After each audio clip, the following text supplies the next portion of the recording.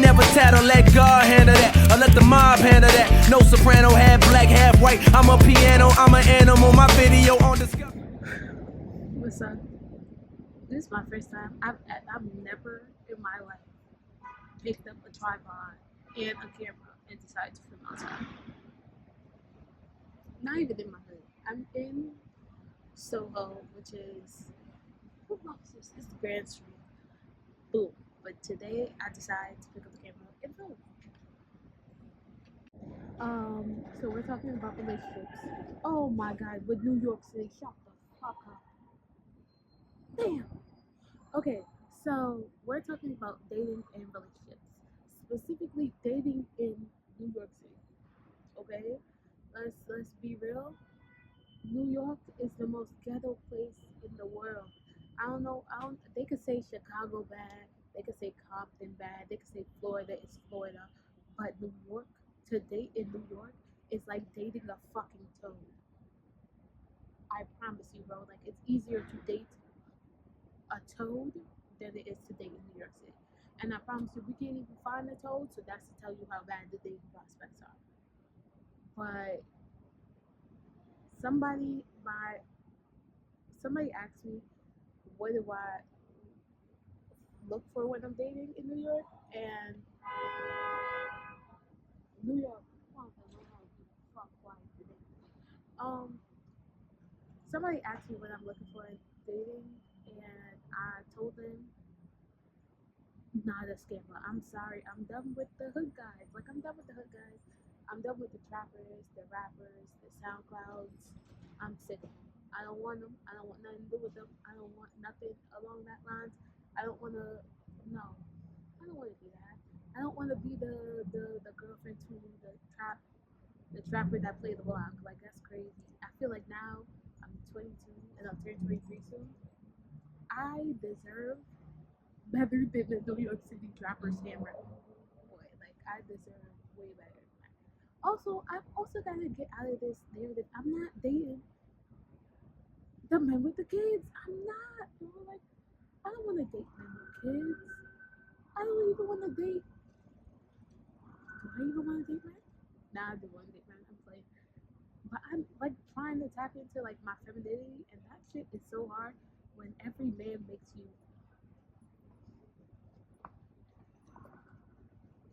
so masculine. Like, every man I've dated, except there's only been one little situationship that made me feel like I could be.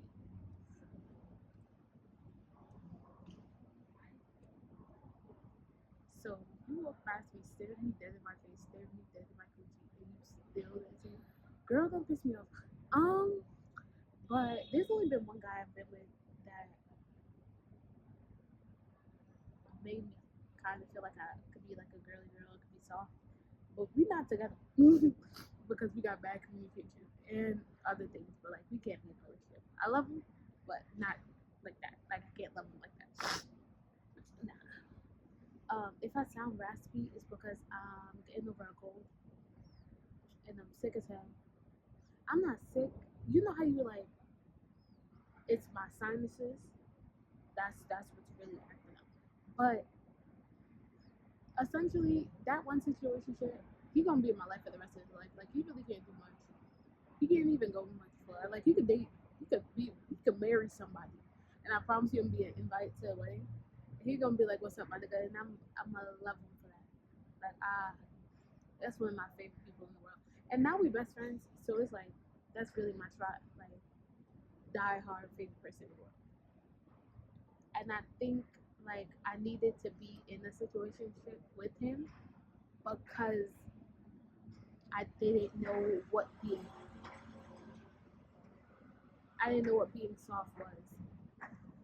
So like, I didn't know at first what being soft was. I didn't know, oh, girl, you don't gotta pick up the bill. You don't gotta pay the bill. That man's not gonna work on the bill. He not gonna leave you with a tab. He not gonna disrespect you. He not talking about pulling your hair out the club.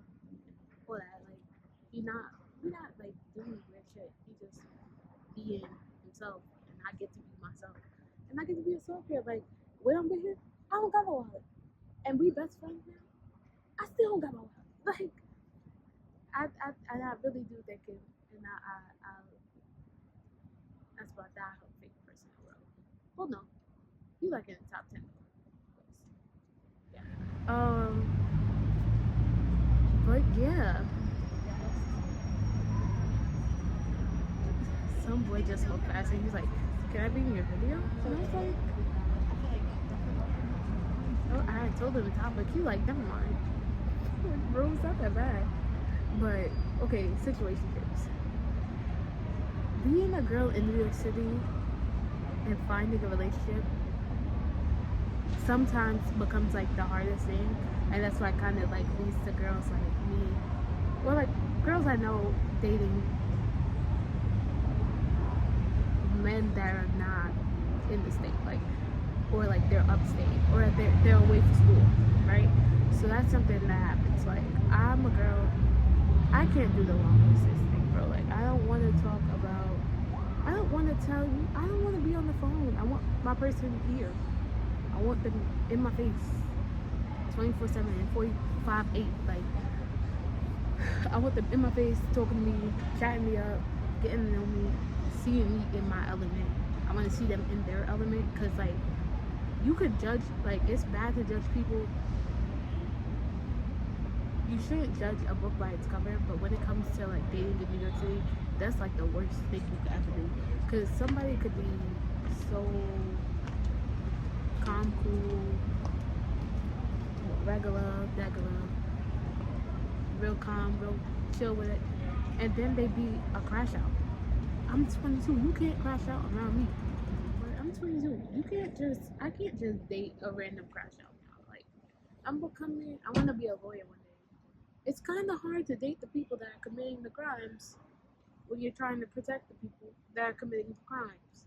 I just look stupid at the end. Like, what do I look like dating a guy who's a D1 crash out? And I'm trying to defend. The D1 crash outs don't need me. The block boys don't need me. The hood gems don't need me. Hey, they need the girls that's gonna do that. Like, I'm not about that life. And also, I'm not in the business of changing people. Come as you wish. Come as you wish. Basically, what else? But that's my take on situationships and long distance relationships. If you're in college in New York City, run away when they say, "I'm not into labels." No, that's the biggest lie they've ever said in their life. They're just not into you. That's it. If a man does not say that, he's like, "Oh, I'm not into labels right now." No, you just want to have me exclusively to yourself. You want me to be exclusive. If you want to be able to do whatever you want, that's not fair. That's not right. Like, why would I date a man that wants me to be exclusive to him, and he can't be exclusive to me, and he can't be with the, "I'm not into labels." Are you crazy? This is not. We are not in preschool. I'm not holding my tongue for no man or woman or friend. Like, I'm not doing it. I'm not kissing ass. I'm not telling you something that's a lie. I'm not gonna hit you with the, "Oh, it's you and it's not, it's you, it's me." But it's not you, it's me. Are you crazy? Like, I'm not doing it. Like, no. We're too grown. My generation has a habit of doing it. Like, everybody around my age either trying to get into a relationship and they want to wind down, or the girls that have been in a relationship and it's gone bad, they're just trying to see what life is.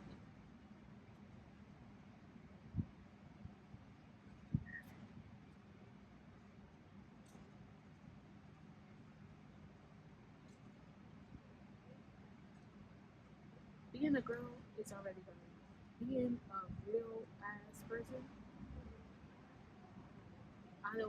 I'm not gonna sit here and be like, "Oh yeah, I like you today." If I don't like you, you will not. I'm so.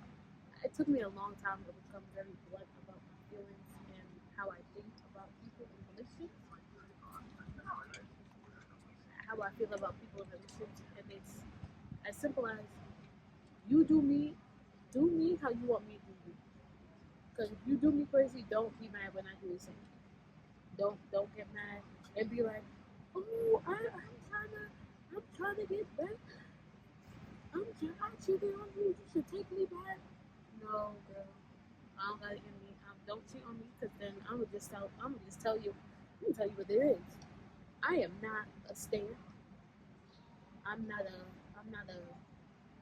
we can second chancer. I'm not a we can make this work. No, we can't make shit work if you cheat on me. And that is that. And this is coming from a person who has never cheated on somebody. I'm sorry, I'm maybe 1 in 5 million. Who fucking knows? But I've never cheated on somebody, and I don't intend to. If I don't want to be with you, you will know, and I will break up with you. I know that sounds harsh, but it is what it is. Like, there's no point in you staying in a relationship because you think the relationship has potential. The potential is making you fucking unhappy. There's no point in you being there because of somebody else's potential or the potential that this may go good. Because imagine you sit there and you stay in a relationship based on potential, based on the fact that, oh, it's gonna be good, they're gonna be better, this, that, and third. No, there's no point in staying in potential. Being attracted to potential is already one thing. Being attracted to potential and there's an effort, that's a whole different thing. And I'm coming to the point in my life where, like, you can have potential on your own and not be in a relationship. You can be friends with me and have potential. That's great. You could be you could be attracted to somebody's potential, but you could also be very clear that that person's potential is not worth waiting for. Sometimes potential is not what it is. Like, it's not meant to be. Some people have potential every day. I have the potential to wake up early. I have the potential to go to sleep on time. I have the potential to tie my shoes today. I have the potential to go outside. Everybody has potential. But if there's no effort with the potential, there's no point in you staying in that relationship if if you're not gonna be happy. Thank you.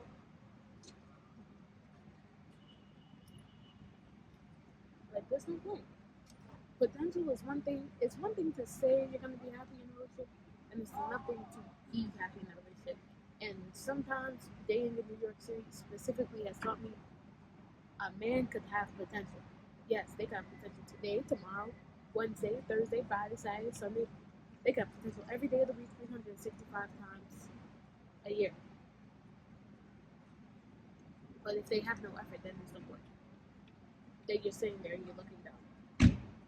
Then you're still asking for flowers on Valentine's Day because you want flowers, not because you thought of it.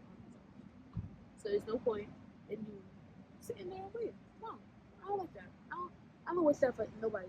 And that goes for women too. Like, if a girl says she's gonna put in the effort of, oh, you don't like this thing I do, I'm gonna stop doing. I may not stop doing this thing completely, but I'll respect your opinion and I'll take it into consideration and move and act differently when it comes to that second thing.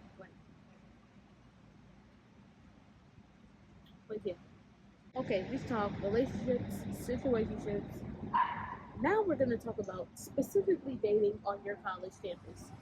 Okay, I'm talking about dating that boy that's super cute in your college class that you see in astronomy on 2 days a week between the hours of 12 and 2, dating him. Here's the problem. There's pros to dating people in the university. The pros being that you get to see them. If you live on campus, that's efficient. Like, you get to spend time. It's like, if they live on campus, you live on campus. Like, y'all live just walk away.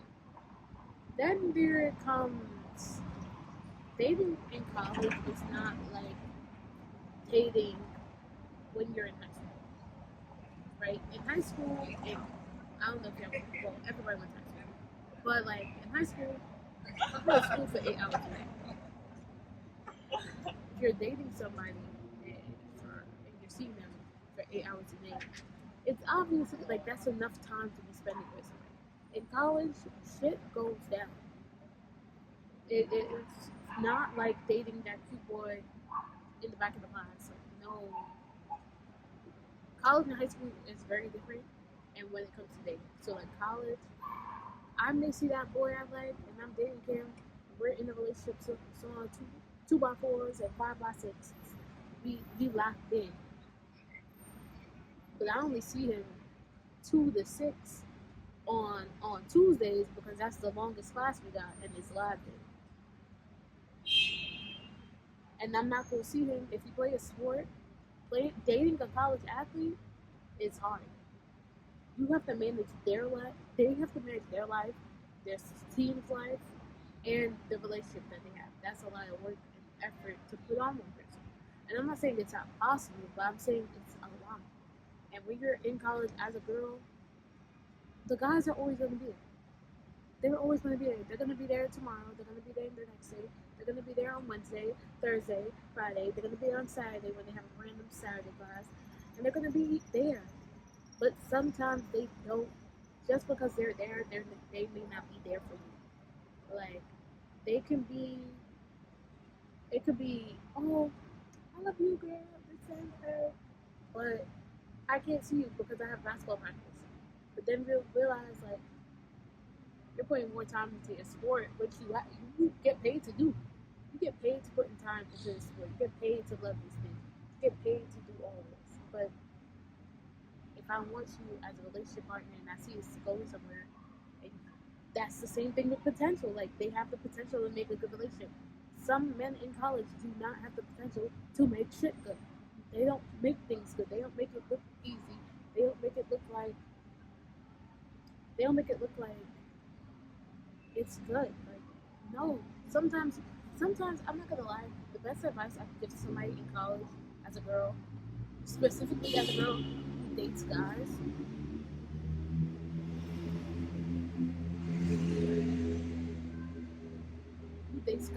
in college, is wait until it's the best time to meet somebody is the second year of college. It's sophomore year. I don't. It may not be your second year, but your sophomore year of college is the best time to physically meet somebody because you don't have the pressure of the freshmen. You don't got the stress of the juniors. You're just a sophomore. You're in the middle. Your only job at that point in sophomore year, is to work hard, do what you gotta do, get your grades up, keep your grades up, have a good GPA so you can declare your major. Like, that's the time, not to say not for nothing, that's the most time you have the most flexibility. And if you make a good schedule, you have the time to spend with the person. So I think my best advice for a girl dating a guy in college is to start the relationship or try to get the relationship. The whole boom boom boom, shagalaga boom boom. Sophomore year, your second year of school. It's after your first year, so you're not as stressed. It's before your third year, so if you know anything about the third year of school, the third year of anything, for some reason, is the hardest year of your life. Third year of high school, we got SATs, BS, like all of that.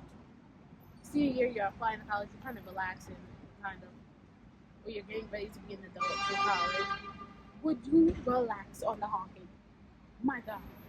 But yeah, it's like sophomore year is the best time to date somebody, and specifically,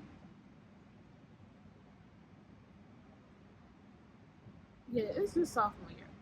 And well, my last piece of relationship advice for a baddie in college is this: if you say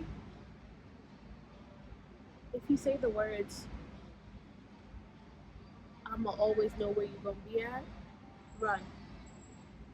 Don't even be in a relationship. Just either rock. Really, just throw him in the box. Okay, run. It's no point. I'm always gonna know where you be at becomes a little stoppers. As much as like we as women, like some certain women, not all, like dominant and possessive men, there's a limit. Telling me and saying the words, "I'm always gonna know where you be at," even though like that could apply to somebody that's standing right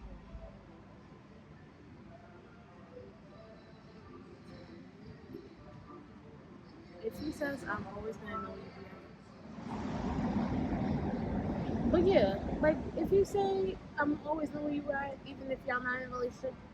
It's it's because he's trying to plot. Like he's plotting. Like he's not he's not knowing where you are for your comfort. He's knowing where you are because he wants to control you. And sometimes that's cute. And other times it's a little scary. So protect yourself, beware, and make sure you cross your T's and you dot your I's. And you call your FBI friend before you start dating him. Because for some reason, that one girl in your friend group that's an FBI agent part time on the weekends is the best person that you're gonna have in your corner when you try to date a man in New York City specifically. Because I tried dating this guy, it went so bad so quick, and it's because I didn't let my homegirls research it. I didn't tell my friends. Tell your friends. Tell your friends you're dating that guy. It's not. I know, like we live a life of no face, no case, no. Oh, I'm gonna just show you this tattoo or something. But like, tell your friends because push come to shove, if something ever goes wrong, those are the same girls that are gonna have your back. Those are the same girls that you're gonna cry your eyes out with. Those are the same girls you're gonna go to that club with. And those are the same girls that are always gonna have your back. So make sure you have true good friends. And tell your friends about that man or that woman. Because, okay, we live in a society where things are not peaches and cream. Protect yourself, be real. And this is video diary number 3. I'm gonna catch y'all in 4. Later.